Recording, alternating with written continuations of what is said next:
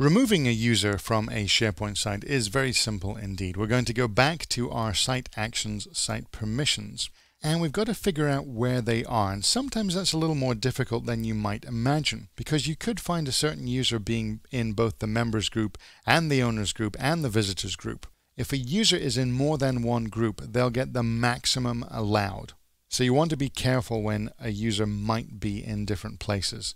So I'm going to go into, say, my members group and see that I've got a group there called operations. That looks good. I'm going to go into my owners group and see I've got header and myself. That looks fine. I'm going to go into my visitors group. Okay, Jeannie was in there. Well, I actually didn't want Jeannie in there. It was relevant for a while, but not anymore. It's very simple to remove her. I'm just going to select her, come across to the actions option, which says remove users from the group. Click that one. Are you sure? Yes, I'm sure. Jeannie is now instantly no longer able to get to this site because she was only in the visitors group. The only thing you want to be really careful about is the possibility that you could even remove yourself or remove groups that you're in, and you can affect your own permissions, which could be a bit of a problem if you suddenly find yourself unable to look at a SharePoint site.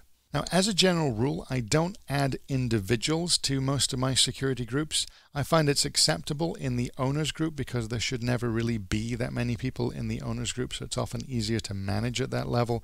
But certainly when I'm working with members and visitors, I prefer to use Active Directory groups or distribution lists.